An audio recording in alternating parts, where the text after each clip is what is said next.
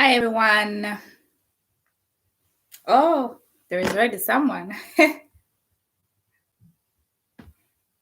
So, hi everyone and welcome back to my YouTube channel. So today, as you can see, I'm dressed differently because we're going to talk about real estate. We're going to talk about business. We are going to talk about business today. If there is someone watching, feel free to comment in the comment section. If you want to ask me something, you can just write it down on the comment section, and then I'll reply.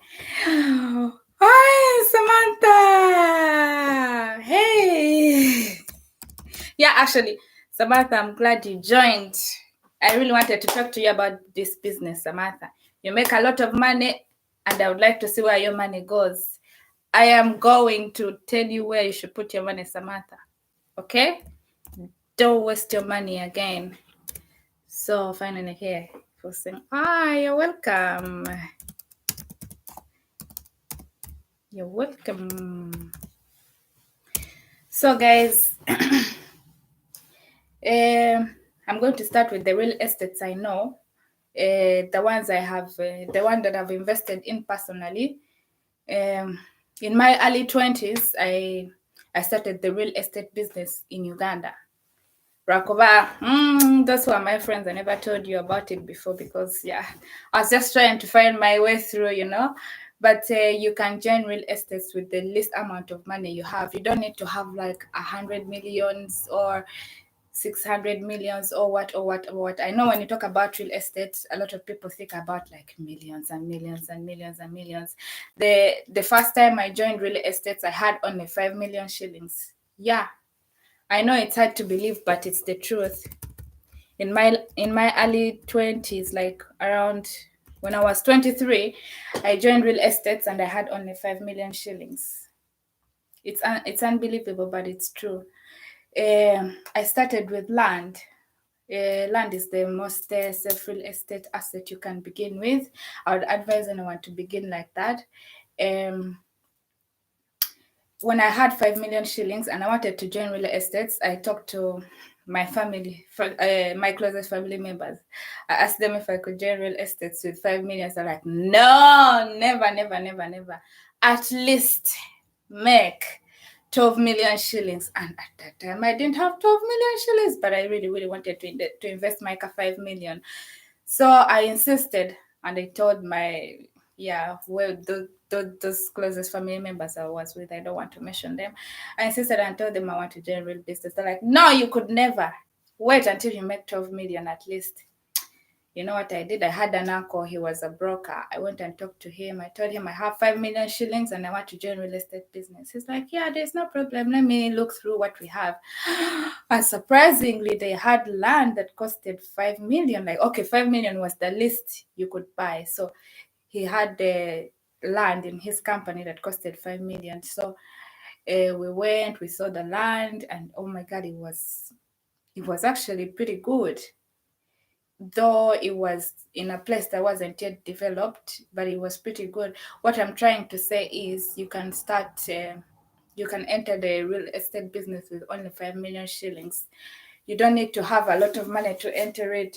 So if you have 5 million shillings, let's say, and you want to join that business, when you get that land, of course, it's not going to have a land title. There is no land that costs 5 million shillings and has a land title. So definitely it's not going to have a land title. That makes it a little bit unsecure. So if you buy such kind of land, you're going to have like an agreement without a land title. A land title is security, an agreement is security, but not 100%. Anytime omuntu akujawo, anytime omuntu ajja n'agamba byange, anytime omuntu afuna ekyapa, you understand?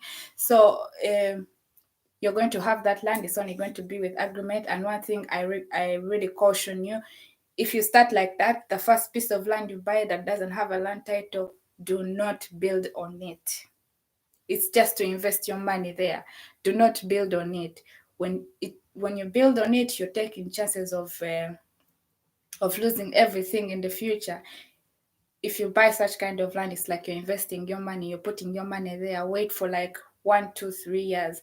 Like for example, that land I bought with 5 million shillings, I waited like 2 years and I sold it 9 million shillings. Ochidaba.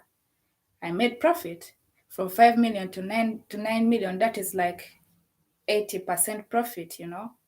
So when you buy your first land that costs that amount of money, do not build on it. It is just to invest your money there and not for a long time. So when I bought that one, when I bought the 5 million land, I waited 2 years and then I sold it 9 million shillings. When I got the 9 million shillings, I topped up more and bought a land that costed 12 million shillings with a land title. Now I entered the real estate business at 12 million shillings without even like hustling, like waiting or something like that. So it is easy. If you want to join real estates, you don't need to have 100 millions or something more than that. 5 million is enough. Go look for land that costs 5 million, but that land you buy, it doesn't need to be in the village if you want to make profits. Samantha is saying, yeah, it makes sense actually. Bro tips. Thank you. Yeah, Samantha. I am teaching you, Samantha. You make a lot of money. 5 million is nothing to you, Samantha. In a month, maybe you're making like, anyway, sijja kwogera sente zo wano. Abantu bayinza otandika okukubira essimu, maybe your family members in Uganda bayinza otandika okukubira essimu nebakugamba tuwe kasente, what. Anyway, tukomyewa. Kobe wali eri, if you buy that first land that costs 5 million shillings, do not build on it. That is the first caution. The second caution, it doesn't need to be in the village, because if it's in a village, you're not going to make profits in a short period of time. Kubanga, if you buy like in Masaka, somewhere there in the village, and if you buy land in Masaka, somewhere there in the village, get Kubura, quite cheap, it costs 5 million shillings, you will have to wait like 10 years for it to give you profits. But if you buy land around Kampala, let me say Mpele, Regayaza, Naenga, just you call, okay, Muchalo, like Mondeyo, that one is going to give you profit because it's a promising area. Don't buy land outside Kampala, outside Wakiso, outside Entebbe, outside, those central parts of Uganda. Those kind of places, they give you profits in a short period of time. Even let me even tell you, omuntu aguze land in Gayaza. Let me say in Gayaza. Gaka 5 million, gateka, it's just agreement, is more better off than someone who has bought land that is like 100 acres or, okay, 100 acres is something. Okay, like it's better off than someone who has bought land like an acre in Masaka, in the village, inside the village of Masaka. Onaguze 5 million in Kampala is way more better off than someone who has bought like 1 acre in Masaka. Kubanga naguze 1 acre in Masaka mu kyalo, agenda kulinda like 100 years to get profit out of it. Kubanga no one is buying in the village. Naye kati wogula in the central, ng'oguze like 5 million, n'okatereka. Usually that land kabeera katono, it wouldn't even be a 50 by 50, okitegeera. Kajja kayinza okubeera nga 40 by 50 oba 30 by 50, something like that. So kati omuntu aguze in Kampala n'agulaka 5 million. First of all, if you're bought in a nice place, like, and if I say a nice place, I mean like in a place that olabanga there is already some people building. They don't have to be a lot. It is not it's so far from the main road. It is not so far from the town center. The place already has water connections and electricity connections. Olaba, like, it's promising to develop. So ogula aka small piece of land. Actually, this is the tip I used. Nagula aka small piece of land. It was there, that side of Mpelere, like a small piece of land. Naye ng'olaba abantu bali mu kuzimba around it. Kati nze neekatereka, people ne bazimba around it. At the end of the day, nga nze nzekka nsigadde in the middle. It's only me that was remaining in the middle. People had built around it. And then I started getting calls from my neighbors that build around the land. because Kaliwano, someone built here, someone built here, someone built here. So I started getting calls from my neighbors because they wanted to expand their land. Oshitegeera.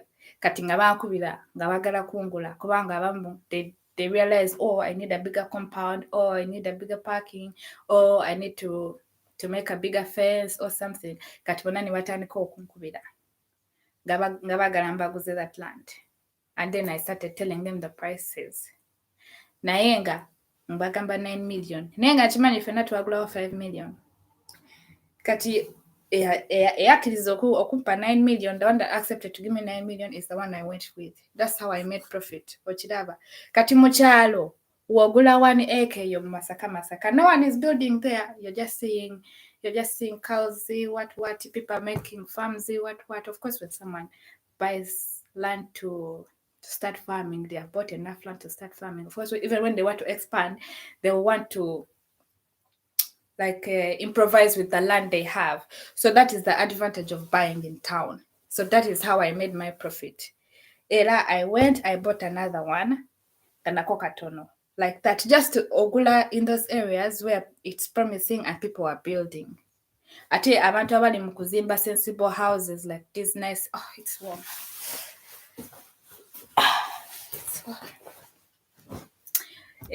Like those people buying abantu abali mu kuzimba sensible houses, like the big houses, because those ones, they are definitely going to want to expand themselves. So you're going to really make profit out of them.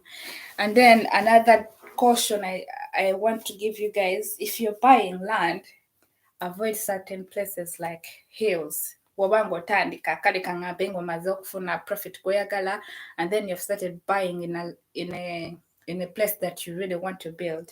Avoid buying in places like hills if you don't have so much money. Kubanga if you buy on a hill, wogula akasozi, and then you later on decide that you want to build, you're going to spend a lot more money on building than a person who was bought on a flat land. Kubanga with a hill, you have to, first of all, you have to bring a grader to put your piece of land to the same level. Kubanga jukila hill egenda bweti. Tosobola kuzimba nyumba ng'egenda bweti. So you have to bring a grader to put your land at the same level. And that is going to cost you money. Whereas someone who bought land on a normal piece of land will just start building. Category, you need a step before them, and that costs a lot of money. So that's one disadvantage of buying on a hill. And even when you buy on a hill, you're going to use more material, and it's going to cost you more when you start the foundation of your house. The foundation, like the base where the house is going to sit, because it's a hill, it's harder, the soil is harder. So you will have to use more labor, you have to use more materials, like you have to make a foundation that is almost like the same as for someone going to build a storage building. Because you're building on a hill, you have to give it a very firm foundation, in that even when the wind blows, the house still remains firm. So that's one disadvantage of buying on a hill. But if you have the money and you want the views, it's fine. You can buy on a hill because you don't care about money. You can afford it. You can afford building on a hill. So that is one disadvantage of buying on a hill. Secondly, don't buy in a wetland. A wetland, I mean somewhere where it's waterlogged, like in a swamp. If you buy in a swamp, it is very hard for you. Oh, it's so many disadvantages. Like you're going to be dealing with floods. You're going to be dealing with water entering your house. You're going to be dealing with it's a lot of things, snakes, all those animals that come with water, and you wouldn't want that for yourself. And if you build, even if you're not dealing with such things, like a swamp is a swamp, whether you cover it with soil or not, later on the water will start, like you start seeing the water on the walls, and then you start seeing the walls cracking because like they are soaked in water. Then another caution is do not build on a slope, because if you build on a slope, you are forced to, if you're making the basement of your house, the foundation of your house, you have to put a lot of soil you have to put a lot of soil before you start building, because the soil helps with making it level up. So it is not advisable if you don't have a lot of money to buy on a slope.